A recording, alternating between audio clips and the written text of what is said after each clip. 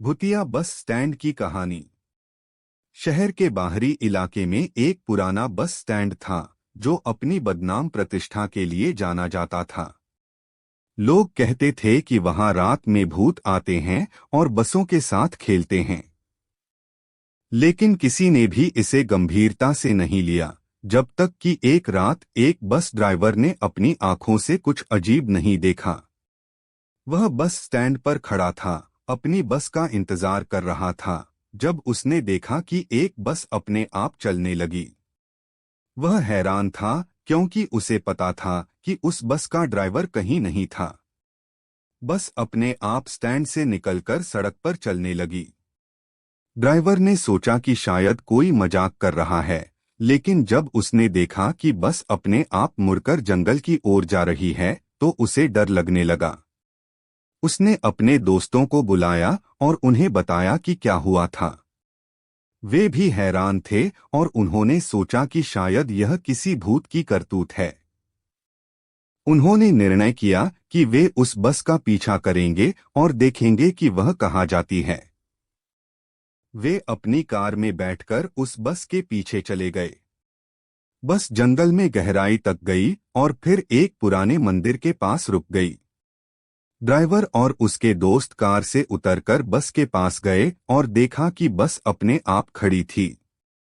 अचानक बस के दरवाजे खुल गए और एक एक करके लोग बस से उतरने लगे। लेकिन ये लोग नहीं थे, बल्कि भूत थे। ड्राइवर और उसके दोस्त डर गए और वहां से भाग गए। उन्होंने पुलिस को बताया कि क्या हुआ था, लेकिन पुलिस ने उनकी बात पर विश्वास नहीं किया। उसके बाद उस बस स्टैंड पर और भी अजीब घटनाएं होने लगीं। लोग कहते थे कि उन्होंने वहां भूत देखे हैं और बसों के साथ खेलते हुए सुना है। धीरे धीरे उस बस स्टैंड की बदनाम प्रतिष्ठा और भी बढ़ गई और लोग वहां जाने से डरने लगे। एक दिन एक साहसी लड़का उस बस स्टैंड पर गया और उसने देखा कि वही बस फिर से अपने आप चलने लगी। उसने उस बस का पीछा किया और देखा कि वह फिर से उसी मंदिर के पास गई। लड़के ने मंदिर के अंदर जाकर देखा कि वहां एक पुराना पुजारी बैठा था। पुजारी ने लड़के को बताया कि वह बस वास्तव में एक भूतिया बस है जो कई साल पहले एक बड़े हादसे में मारे गए लोगों की आत्माओं द्वारा चलाई जा रही है।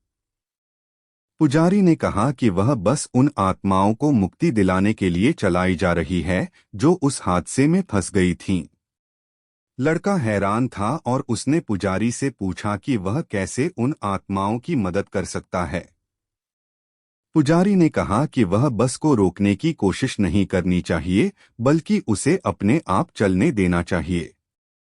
लड़के ने ऐसा ही किया और धीरे धीरे उस बस स्टैंड की बदनाम प्रतिष्ठा कम होने लगी। लोग अब वहां जाने से नहीं डरते थे और उस बस को देखकर हैरान होते थे। उस बस की कहानी शहर में मशहूर हो गई और लोग उसे एक अजीब और रोमांचक कहानी के रूप में सुनाते थे। लोग अब उस बस को देखकर हैरान नहीं होते थे, बल्कि वे उसे एक दिलचस्प और रोमांचक कहानी के रूप में देखते थे। उस बस की कहानी शहर में मशहूर हो गई थी और लोग उसे एक अजीब और रोमांचक कहानी के रूप में सुनाते थे। लोग अब उस बस स्टैंड पर जाते थे और उस बस को देखने के लिए उत्सुक रहते थे। वे उस बस की कहानी सुनते थे और उसकी आत्माओं की कहानी को जानने के लिए उत्सुक रहते थे।